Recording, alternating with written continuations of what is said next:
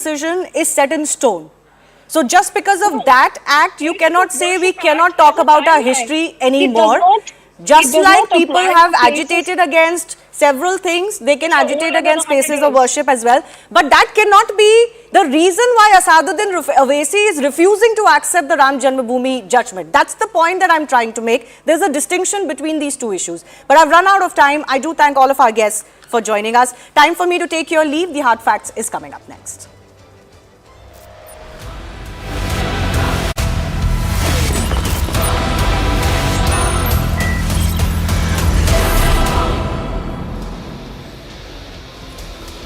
Viewers, days before the grand ceremony being organized to consecrate Ram Lalla's idol at Ayodhya, an attempt has been made to light the proverbial fires of Hindu-Muslim strife. The alleged incendiary is arguably one of India's most divisive politicians, Asaduddin Owaisi. Speaking as not only the chief of the sectarian All India Majlis-e-Ittihadul Muslimin, or the AIMIM, viewers, but also the grandee of all Indian Muslims, Owaisi has darkly intoned, and let me quote him.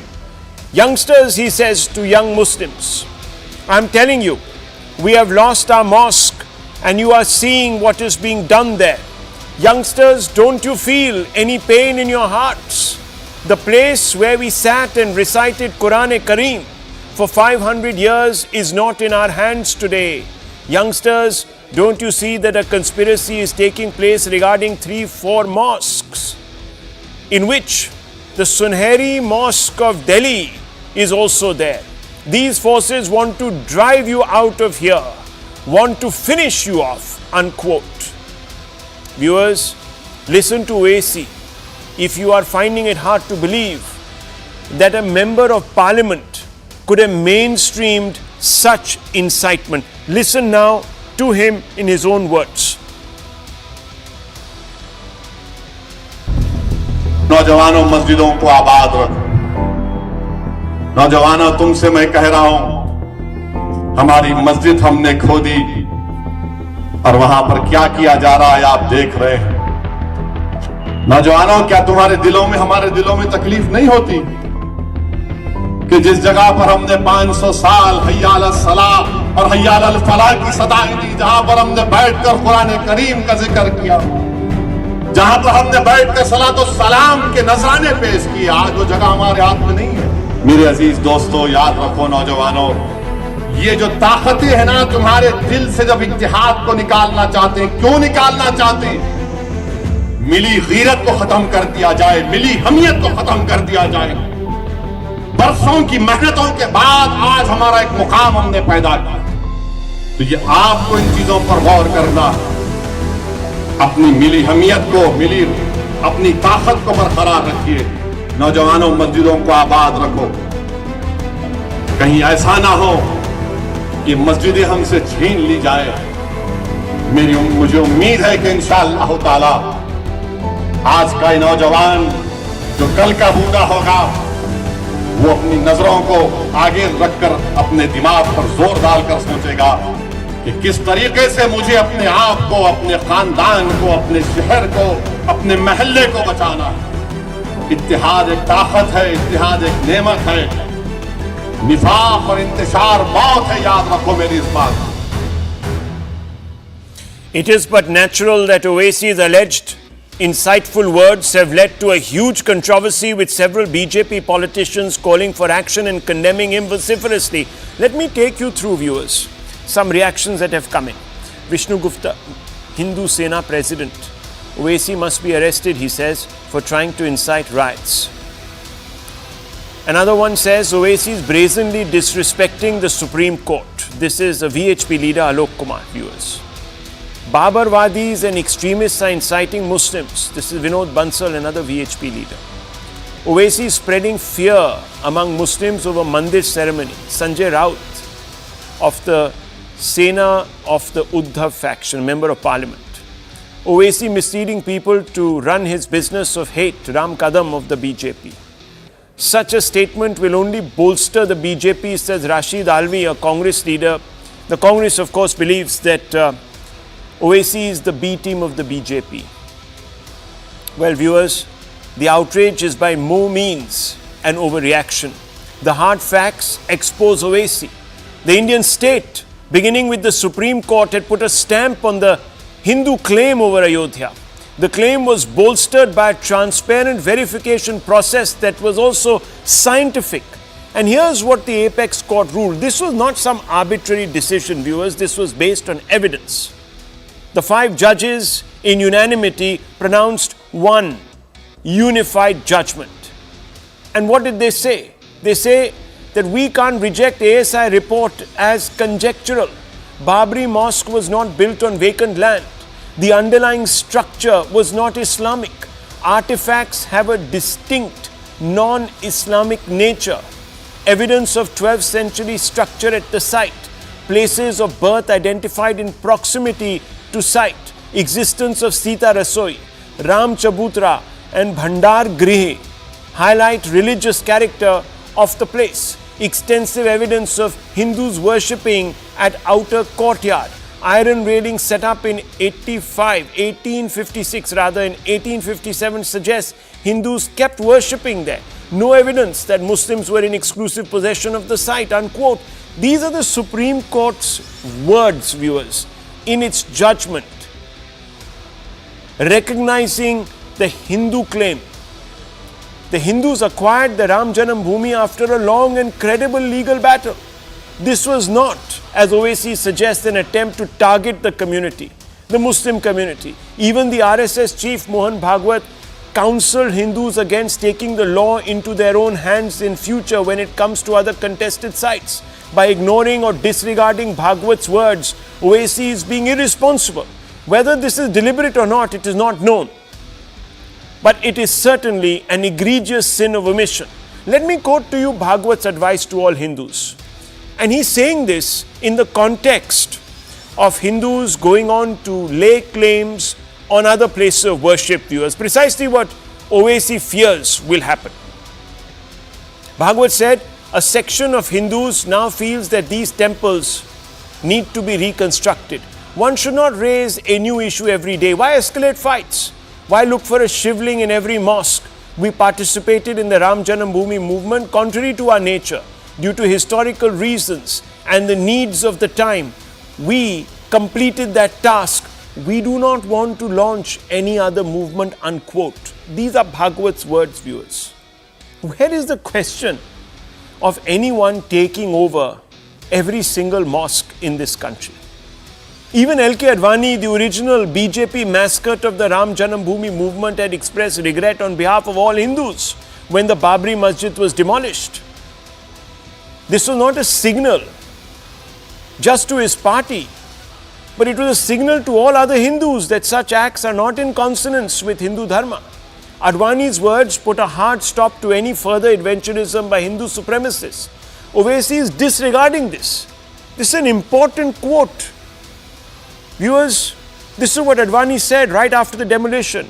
I could not share, he said, the sense of elation that some leaders of the movement exhibited.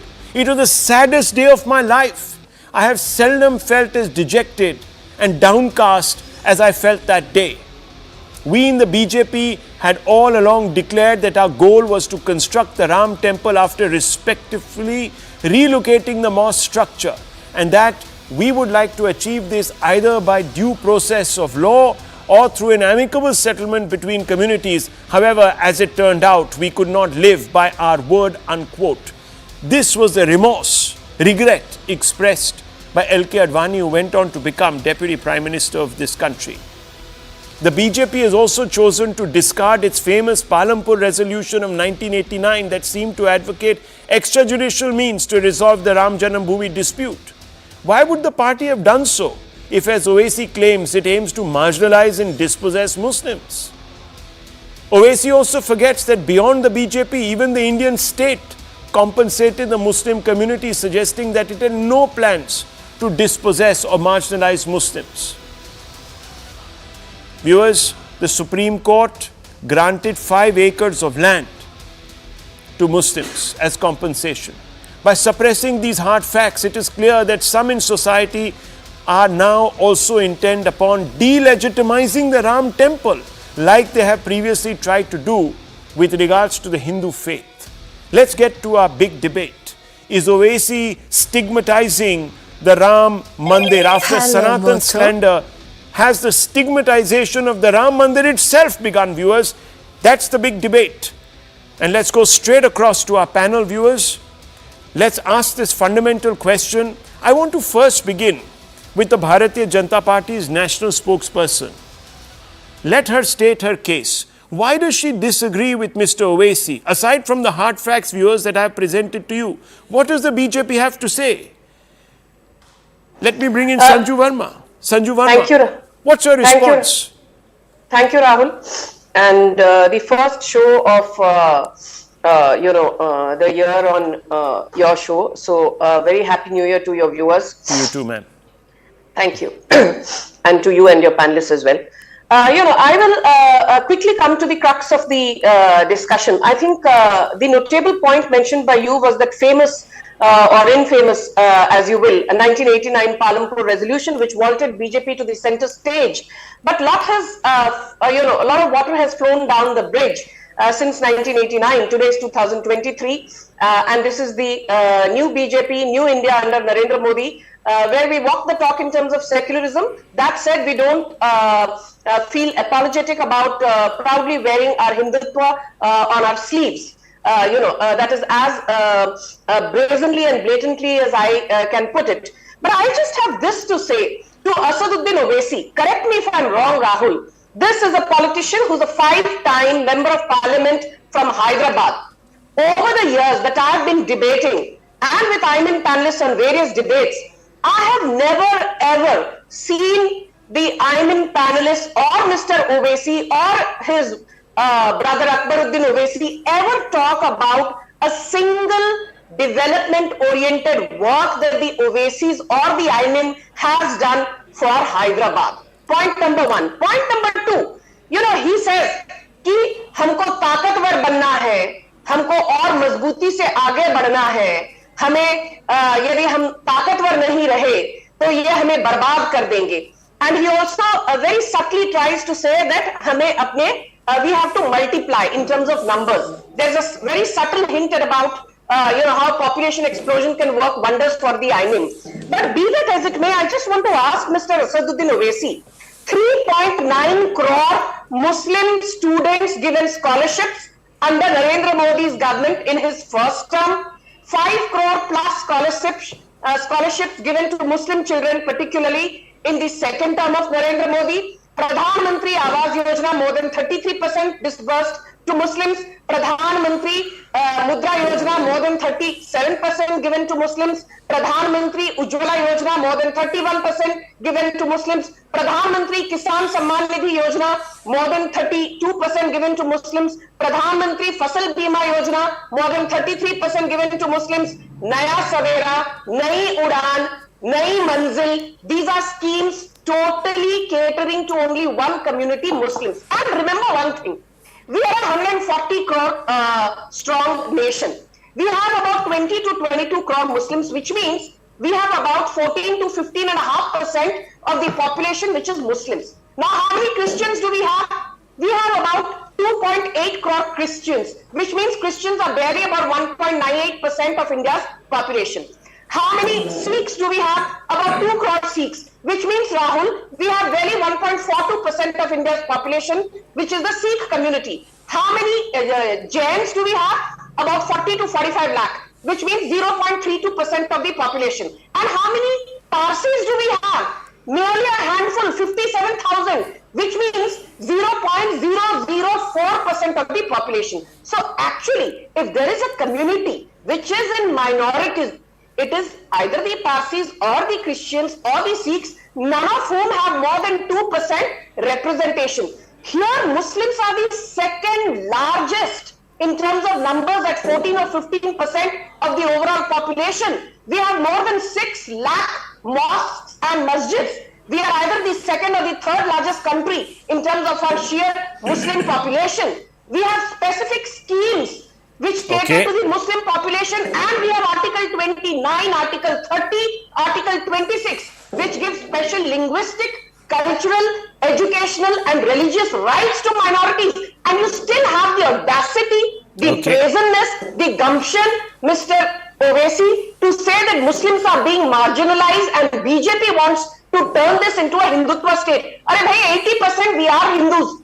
So we are a Hindu state in more ways than one. May not be technically in the strictest sense of the term, but in layman's language, of course we are a Hindu nation. Why shy away from it? Yeah, because we are a Hindu nation, not a state.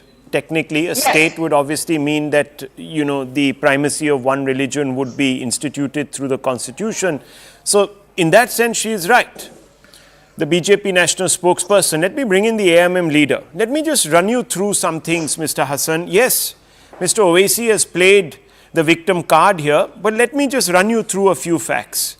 Under Mr. Modi, there were 3 attempts at mediation on Ayodhya Ram Janmbhoomi issue. Let's not forget that. They were led also by Dr. Subramanian Swamy, who in fact believes that the BJP has not gone far enough to give rights to Muslims.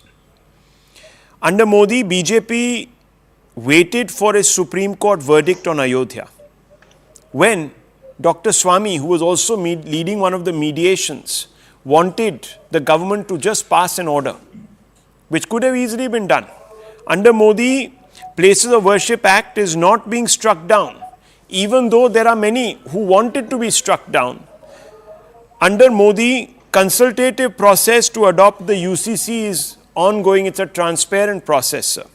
Under Modi, minorities are getting a lion's share of state resources. I think the BJP national spokesperson has elaborated on that point.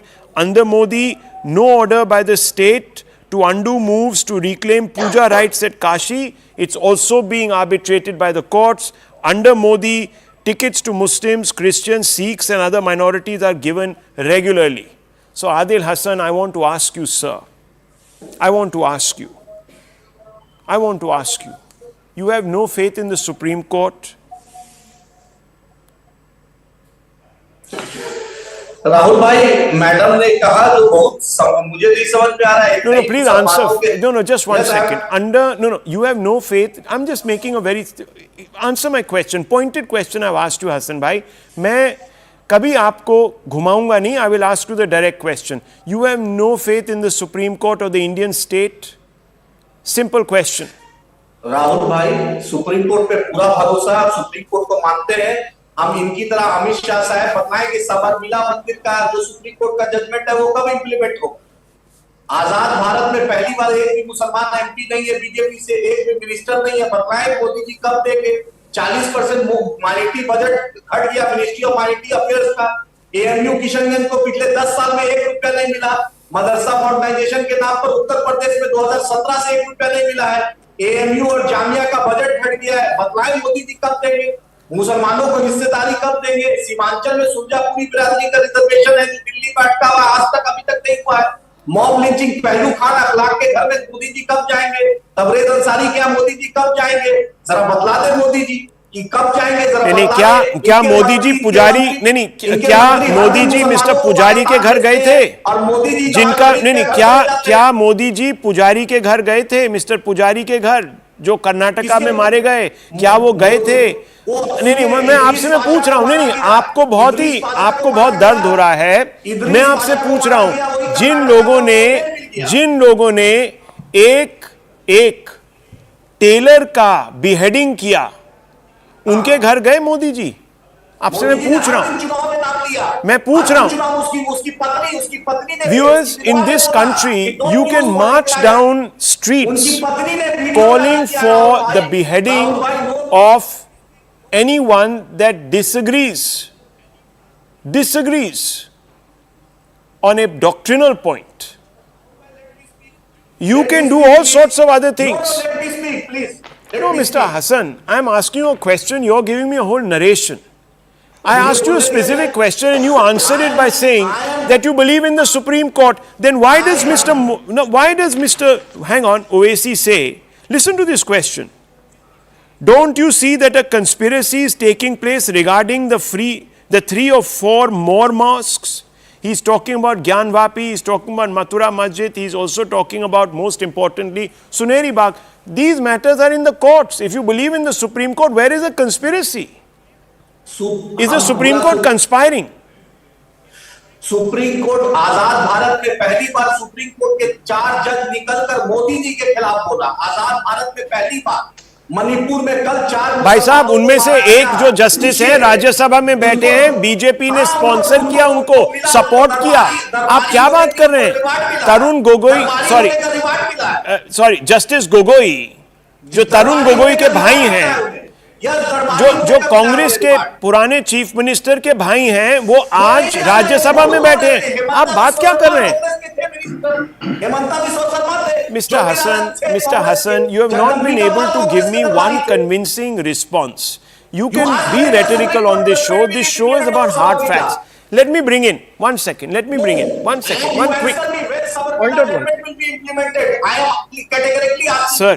कब supreme court का judgement implement होगा? BJP बताए। Sir please जो कन्हैया का नाम बार-बार लिया गया, मोदी जी ने राजस्थान में लिया, बिना चुनाव के वो जी नहीं पाते। हर दिन कन्हैया का उन्होंने नाम लिया। Sir please, viewers, let me just come in here. This gentleman is not going to adhere to the rule of basic debate. Let me tell you, viewers, I am not sitting here, one second, condoning any act of supremacism, whether it's on the Hindu side or the Muslim side. They're all condemnable for me. Just like Nupur Sharma has been put into what is the proverbial doghouse because of untrammeled hate and the resistance to follow due process. We are seeing Mr. Owaisi also coming out resisting any attempts at legitimizing due process. These matters, whether it is Ayodhya, whether it is Kashi, whether it is Mathura, are all being arbitrated not by Rahul Shiv Shankar, not by Modi, not by Amit Shah, not by the BJP spokesperson here on this show, Ms. Sanju Verma. It is being arbitrated by the Supreme Court. If you stop believing in the Supreme Court, if you don't believe in the Indian state, then viewers, there's a problem. Then what are you? You're a separatist. Rahul Ishwar wants to come in. Yes, Rahul Ishwar. Yes, Rahul Shivshankar ji, just 2 submissions. First of all, Jai Sri Ram, may Lord Ram bless all the panelists, you and our families with a good year. Second point, please remember, Supreme Court gave a wonderful balanced verdict where instead of 2.77 acres, 5 acres were awarded to our Muslim brothers. And can I ask a very pointed question? Have you seen any of these AMM leaders speaking about Dhanipur Mosque? There is a great mosque that is coming up in some time, Prophet Muhammad bin Abdullah Mosque, in the name of Prophet Muhammad sallallahu alaihi wasallam. They don't want to focus on the positive. They want to harp on the negative because they want to still open those wounds. We need to heal the wounds. Supreme Court had One second, Mr. Hassan, let him finish. You can respond to him. Yeah, just let me complete, sir. Modi ji has a healing touch. Supreme Court had a healing touch. Pujaniya Sarsang Chalak Mohan Bhagwat ji came up with a brilliant, submission forward saying that we need not look for shivling under every mosque. We need to have coexistence. We need not have any more, debate, contentious debate like this. This is how a statesman speaks like. See, there was some wounds. We don't want these wounds to, give our children's generation. We want to solve it. But rather than solving it, they want to keep the wounds fresh. They want to somehow rub salt into the wounds. That is not the way ahead. I would humbly urge them, let us celebrate the mosque, let us celebrate the temple. We have to look forward and we have to keep moving forward. And that is the way ahead. Please focus on the viewers, everything is happening with court jurisdiction. Vedic speaker Dushyant Sridhar is here. George Kurian, who sympathizes with the Congress point of view, is also here on this show. Dushyant Sridhar, I want to ask you, is this fear that is being expressed by Owaisi legitimate? Is it or is it not? And as a Hindu, why do you believe that you are not going to be exclusivist in your outlook, sir? Namaskaram, Rahul. Prabhavan Sitaya Devya Paramavyoma Bhaskaraha. The inseparability of Rama and Sita is exemplified in the Ramayana, and the Ram Janmbhoomi temple is a beacon of hope for this resilient and largely inclusive civilization. That said, since you brought in the words like judicial remedy, judiciary and so on in your opening remarks, in one of the recent judgments there was an observation made that there should be a committee for reconciliation and understanding of history and wounds. If all that has to happen, we need to understand the chronology. It's very simple. Event 1, there was a Ram Janmbhoomi temple. Event 2, that temple was demolished and a masjid was built in that place. Event 3, that masjid was demolished. Event 4, the temple was built in that place. So when we speak of event 3 and event 4 as a shame, as a mark of shame, then what is about event 1 and event 2?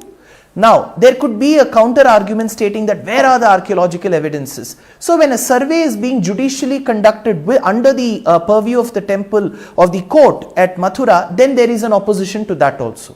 So my point of, the point that I would like to make here, Rahul, is no Muslim is responsible for what Babur did. So I feel if there have been historical wrongs, a section of it can be corrected in a very peaceful manner. So I feel people should come forward and see, because when Ramayana was played on the channels, people across religions watched it. It is not as if only Hindus watched. I feel this should be a beautiful moment for all of us should come together rather than nitpicking on small things and creating disharmony in the society. This is my submission. George Kurian, let me bring you in, sir. And it's a very specific question to you tonight. And the question is a little bit problematic for the Congress point of view. And I have to ask you, sir, if the Congress party was so willfully committed to the rights of securing minorities, why did you open the locks of the Ram temple? There must have been some reason. Well, Rahul, I'll come to your question. No, you come to this question now. Don't come to it later. I'm asking you a very problematic question. I hope that you will offer me the same. You will not answer my question. You see, viewers, they come here to grandstand but not answer questions. Nonetheless, grandstand away. Why did you open the locks to the Babri Masjid, sir? Let me ask you this question. Rahul, we have to understand, let me make it for the benefit of your audience. Political parties work to eliminate the social and economic disparity and create a uniform society and follow Lord Ram's administration model for peace and prosperity. So, having said that, Bharatiya Janata Party has left no stone unturned to milk the Sir, why did you open the locks of the Babri Masjid? Question. In 1992. AIMM, Mr. Owaisi's party accuses you of abetting in this cause of the demolition. Why did you do it? You must have done it because you respect Lord Ram. And if you respect Lord Ram, please tell Adil Hassan that what happened there at the Ram Janmbhoomi happened only because the Supreme Court evaluated the facts that presumably you did because you opened the locks of the Babri Masjid. Tell me. Rahul, see, the Congress party or the India Bloc will not second anything that, any political leader or for that matter, any political party which tries to instigate or, provoke the people to bring in, their intent, with their intent to, provoke and, destabilize the peace and tranquility. So look at how difficult it is for you to answer the most basic question. Let me ask you, sir, was P.V. Narasimha Rao, was P.V. Narasimha Rao not the Prime Minister when the Babri Masjid came down, sir? Yes, no. At least answer this question. Yes or no? Rajiv Gandhi did. Well, it goes without saying. Dekhiye, Adil Hassan is being so forthright. You are not. Was he? Yes or no? P.V. Narasimha Rao was? You can't forget Rajiv Gandhi. Okay, I'll bring Rajiv Gandhi, but let me first, I've already brought in Rajiv Gandhi, Adil Bhai, but let me bring in first P.V. Narasimha Rao. Yes or no? George Kurian. Yes, no. Well, Rahul, it goes without saying. Everybody it goes without saying. Now, viewers, if it went without saying, L.K. Advani expressed regret. Did you hear P.V. Narasimha Rao express regret? Yet the Congress party today talks about the Ram Mandir as being a divisive piece of architecture. Can you believe it, viewers?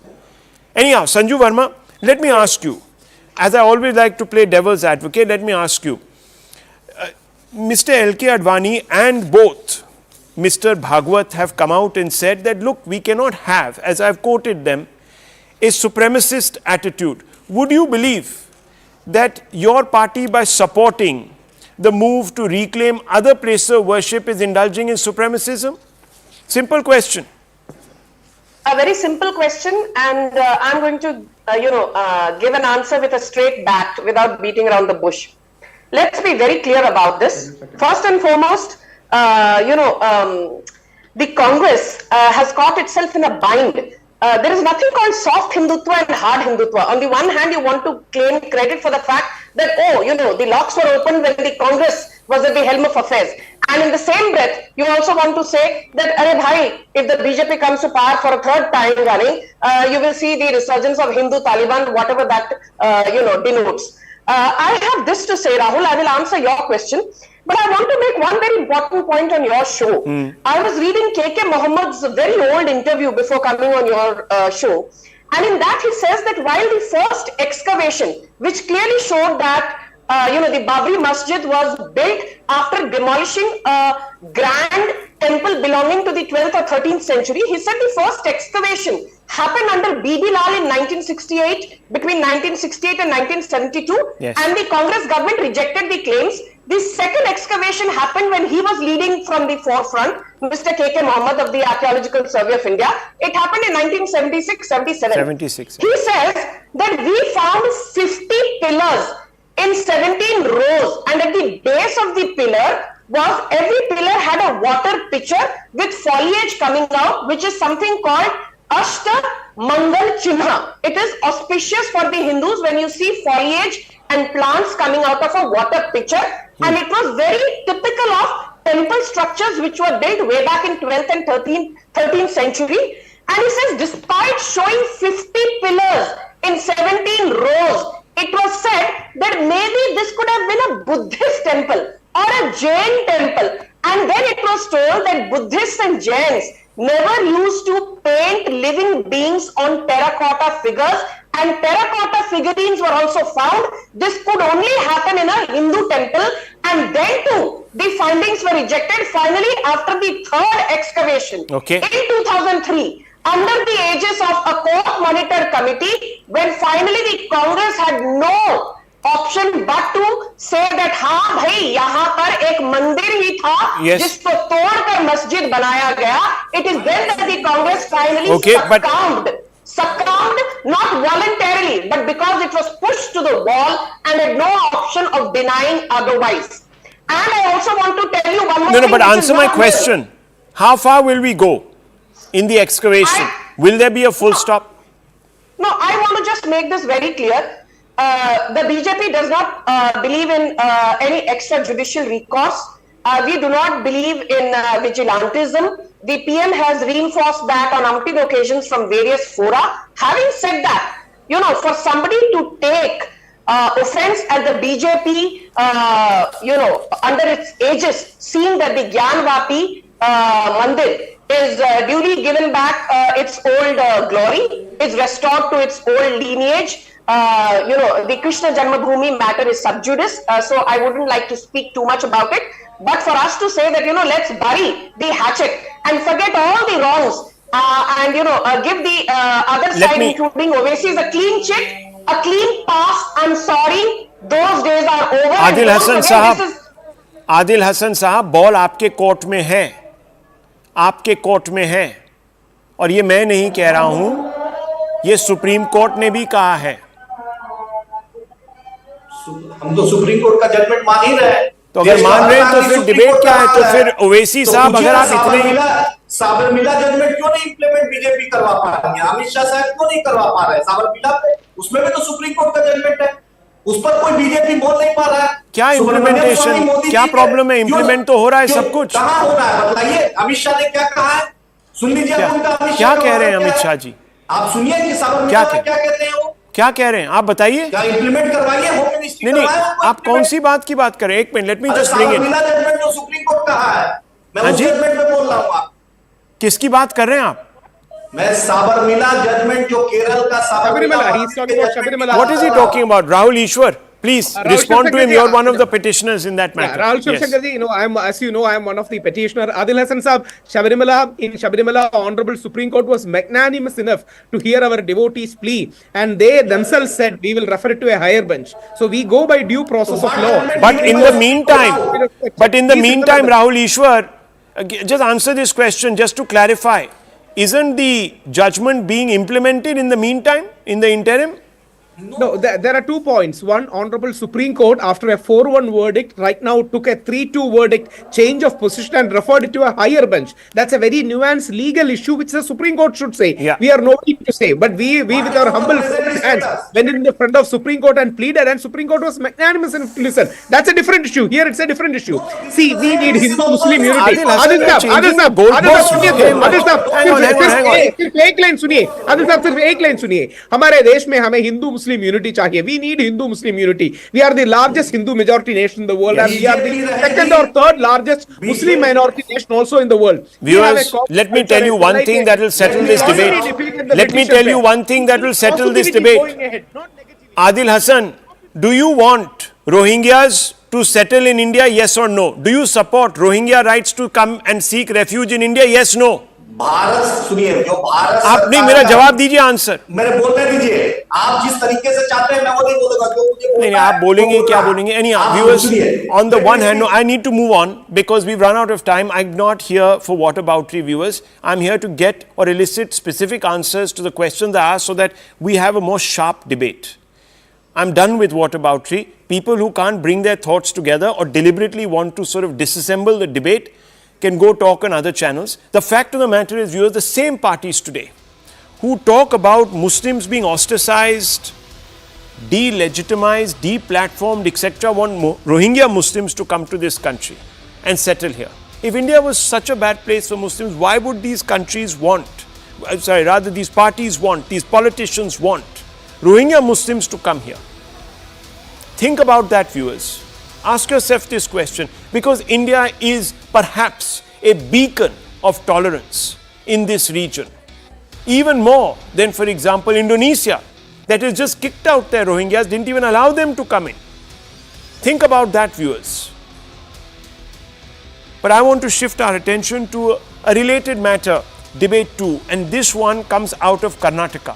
Ahead of the Ram Mandir inauguration, the Karnataka police arrested a person identified as Srikant Pujari, who was booked for rioting in Hubli during the communal violence surrounding the Babri Masjid demolition back in 1992. So we are going back, viewers, 32 years now. Now at the age of 60, he has been arrested and sent to judicial custody.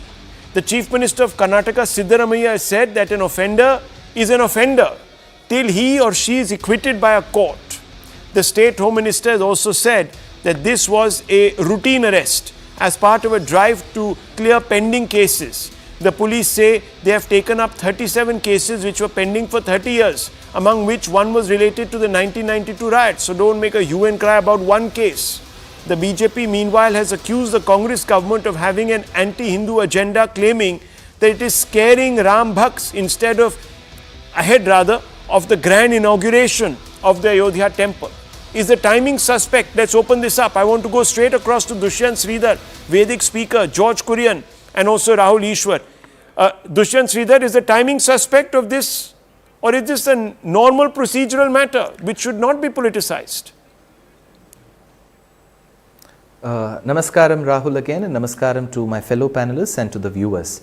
Rahul, as a citizen of this Desham, Bharata Desham, India, I completely believe in the police, the judiciary, and the due process of the law enforcement agencies.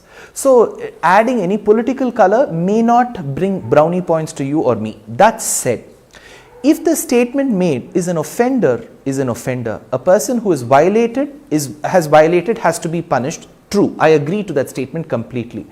On a different footnote, isn't it the same Chief Minister of Karnataka who said that there should be celebrations for Tipu Sultan? Tipu Sultan was also an offender.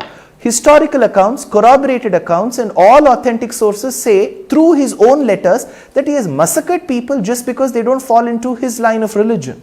So in that case, why should there be celebration for an offender? So you celebrate Tipu Sultan on one hand, who's an offender by all sources, and on the other side you say an offender is an offender. So these kind of two-way treatments is something that I oppose. So if there is an agency, it treats someone for violation, it has to do it. But at the same time, do not apply a different yardstick for those icons whom you consider as historical icons. This is all I would like to say. If an offender is an offender, that's a point. Let's Forget about history, let's be contemporary. And Rahul Ishwar is also there with us. George Kurian, I want to ask you, offender is an offender, very well. Big words, great sentiments. Then why were pardons handed out to a large number of those involved in terror activities by the Congress government recently and in the past, especially PFI cadre? PFI, as you know, sir, is a banned extremist terror organization in this country. Then offenders were not offenders. They became victims, is it? Well, Rahul, a very good evening to your audience.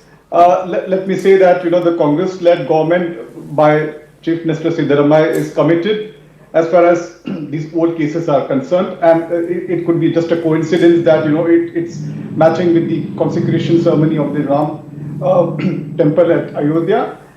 Having said that, the Congress government has, taken cognizance and expedited the matter because these are old cases which needs to be, get to some conclusion. In that context, the arrest has been done. The accused has been in judicial custody. He was absconding for all these years. So there is no hatred or there is no kind of politics that the Congress party is trying to, instigate out here, and there is no witch hunt either. So let me make it very clear that the Congress government is very committed. The Chief Minister has categorically said that, we want to close all the old cases which were pending for all these years. As you know, that Bharatiya Janata Party was in power for most of these years. But you haven't answered my question, which was on double standards. The Commissioner of Police of Hubli has also come on record to say. Okay, let Rahul Ishwar. That's one submission. Yeah. Look at the language. With due respect to Siddaramaiah ji, who is a senior leader, and the Congress party there, they are already proclaiming him as an offender. He is only an accused. Rather than using the word accused, they are saying it is. No, you used it right, Georgie. But the usual Congress line is offender is an offender, and this is just to provoke Hindus. This is just to score brownie points or brownie secular points. This is absolutely offensive. 30 years, a lot of water has flown down the Ganges, and this person might be a father or a grandfather right now. He was in the early 20s at that point of time. So this is purposefully provocative. Not that the case needs any closure, but he needs to show that I have did something. Just like Mulayam Singh Yadav ji did some atrocious thing at that point of the day to show that I am championing the so-called secular case. Siddaramaiah ji want to show that he is doing something. So he's arresting a random person, maybe told the Home Department to brush up some case 30 years back and arresting this. How wrong it is, how provocative it is, and how injustice is a state government doing. This is very unfortunate. The timing is perfect and the occasion is a great occasion. Please don't provoke. That would be my humble request to him. No, my basic point is fine. Go with due process. I'm just coming out to you, Dushyan Sridhar. George Kurian, go with due process. Fair enough. Offender is an offender. Very high, as I said. High, very, very wanted words. VAUNTED sentiments. But let me ask you, and I'm taking you back to June 2015, just before the elections in Karnataka, when Mr. Siddaramaiah was also in the race, if you remember. The state cabinet on Monday, and I'm reading a report, gave the nod to withdraw 40 criminal cases against activists of Popular Front of India and Karnataka Forum for Dignity for inciting communal violence in Mysuru in 2009. What happened then? Those offenders were not offenders. You withdrew those cases, you reinstate this one after 30 years, 32, 33 years. Well, Rahul, these are two different things. No, they're not different things. The sentiment is the same. An offender is an offender. Answer me. Well, whatever cognizance has been taken at that point in time, I'm sure that the law has been taken into cognizance. So, having said that, but the law was taken into cognizance also after the incitement of communal violence in Mysuru. You see, viewers, the charges against this gentleman on the left of your screens, who is today being prosecuted, is for rioting a day before the demolition of the Babri Masjid. Those are the facts. Now, whether he was accused or not, time will tell. The process has been resurrected after many, many years. In fact, in 2006, this case had sort of dwindled. And now, do the math, 2006 to 2024, almost 20 years later, 18 years later, it's back. Now, the charge is that the timing is suspect, that this is a signal to those who are Ram Bhaks, etc., that will come after you. That's what the BJP is claiming. George Kurian says no, the process is being applied to the T, an offender is an offender. The question then arises, why were PFI activists given a reprieve? why were cases, 40 criminal cases registered in rioting cases itself? How can there be two approaches?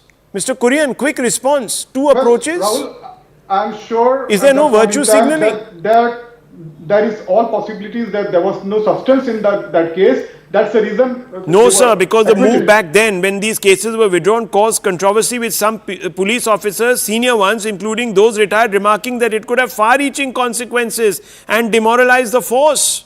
Two persons were killed in communal violence. Yes, what are you saying, Rahul Ishwar? Yes?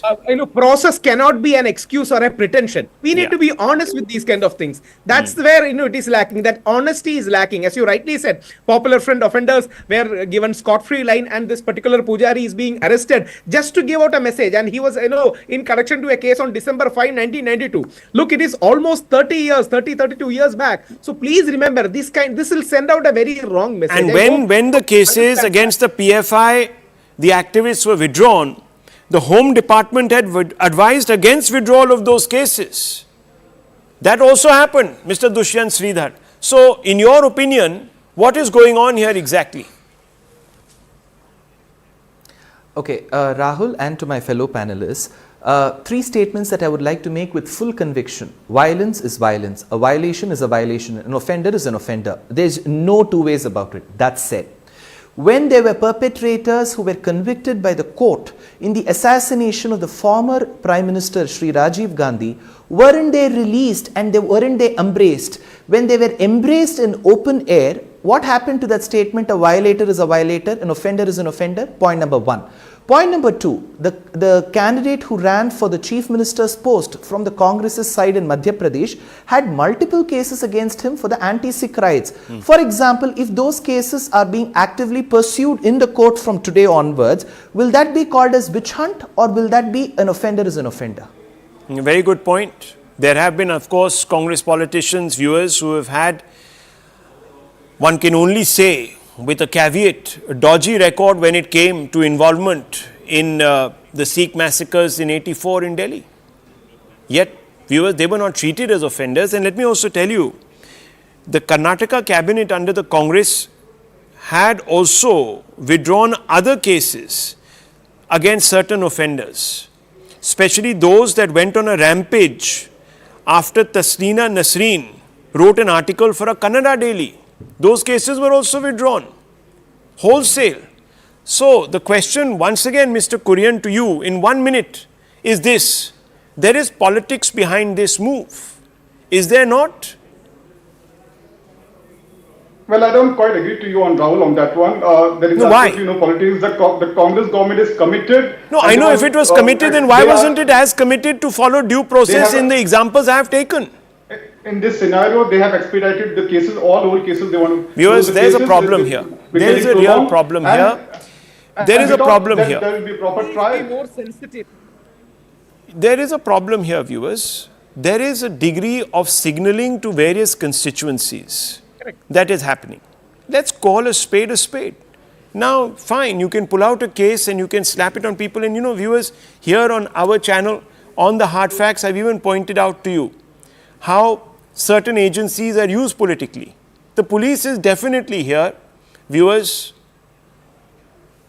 needs to come out and explain why there was a lapse of these many years. It needs to explain. And why suddenly out of the blue are we seeing a resurrection of this case?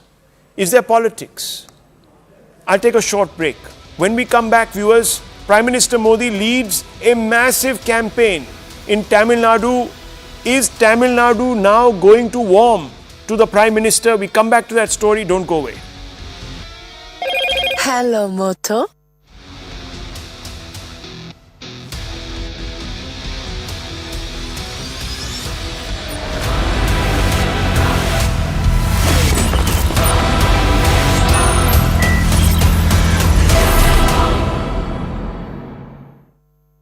Co-powered by Moto.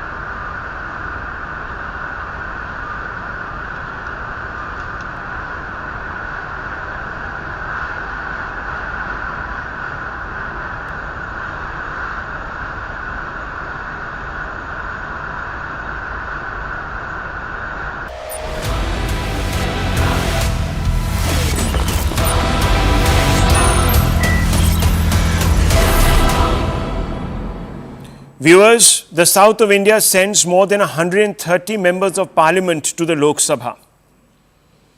The Prime Minister, who of course leads the campaign for the Bharatiya Janata Party and will be its prime ministerial candidate in the Lok Sabha elections, wants the Bharatiya Janata Party to breach this final frontier where the BJP, as you know, viewers, doesn't enjoy great numbers.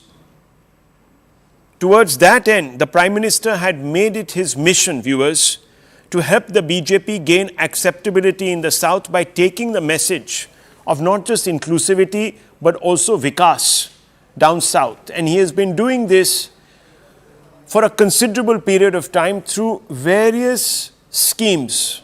In fact, he values the south so much that he took a symbol of the Cholan dynasty, viewers, and placed it in parliament. This to unite India in the north to India in the south. And it was no surprise, therefore, that one of the first places that the Prime Minister has visited in the new year to unveil a large number of schemes is Tamil Nadu. The Prime Minister today attended the 30th convocation ceremony of the Bharati Dasan University at Tiruchirappalli in Tamil Nadu and dedicated multiple development projects worth more than 20,000 crores, including the Tiruchirappalli International Airport's new terminal. Governor R.N. Ravi and Chief Minister M.K. Stalin and Civil Aviation Minister Jyotiraditya Scindia were also present at the ceremony. Prime Minister Modi said that it is a privilege that his first public program in 2024 is taking place in Tamil Nadu, adding that the development drive will strengthen Tamil Nadu's progress. He's also said that India is proud of the vibrant culture and heritage of Tamil Nadu and, of course, the diversity that the South brings to the table. He pointed to the sacred Sengol in the new Parliament building, saying it's an attempt to draw inspiration from the model of good governance that Tamil heritage has given to the country. Listen in to the Prime Minister as he built on this message today in Tamil Nadu. ये कुंभ में बीते 10 वर्षों में central government का बहुत अधिक focus port lead development पर रहा है।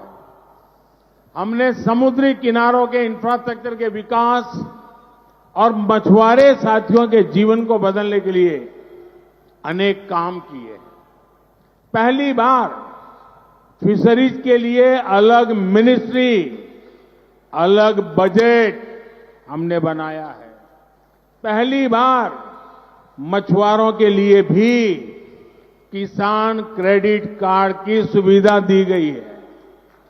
मछुआरों के लिए डीप सी फिशिंग के लिए बोट्स के आधुनिकीकरण के लिए भी सरकार मदद दे रही है। पीएम मत्स्य संपदा योजना से मछली के कारोबार से जुड़े साथियों के लिए बहुत बड़ी मदद मिल रही है। ये न कुडुंब में सागरमाला योजना से आज तमिलनाडु सहित देश के अलग अलग पोर्ट्स को अच्छी सड़कों से कनेक्ट किया गया जा रहा है। सेंट्रल गवर्नमेंट के प्रयासों से आज भारत की पोर्ट कैपेसिटी और जहाजों के टर्न अराउंड टाइम में बहुत सुधार हुआ है। कामराजार पोर्ट भी आज देश के सबसे तेजी से विकसित होने वाले पोर्ट्स में से एक है। इस पोर्ट की कैपेसिटी को हमारी सरकार लगभग 2 गुना कर चुकी है।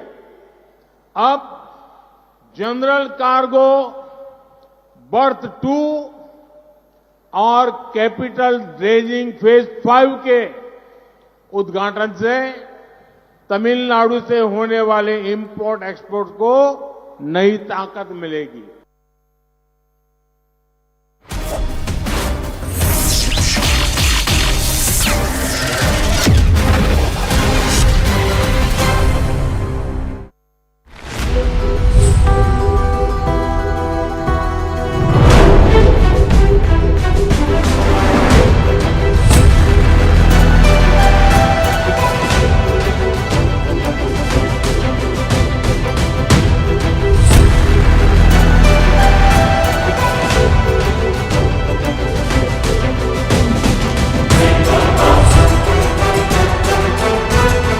नौजवानों मस्जिदों को आबाद रखें। नौजवानों, तुमसे मैं कह रहा हूं, हमारी मस्जिद हमने खोदी और वहां पर क्या किया जा रहा है आप देख रहे हैं।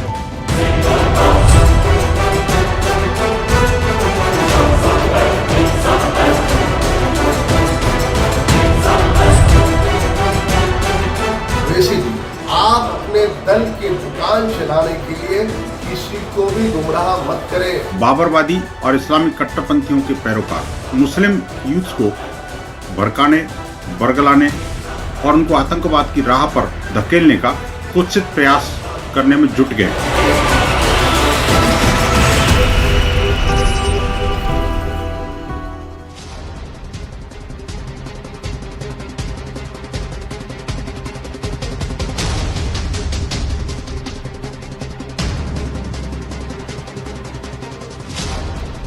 Namaste, Jai Hind and welcome to this edition of The Right Stand. I'm Anand Narsimhan and as you can see even in our studios,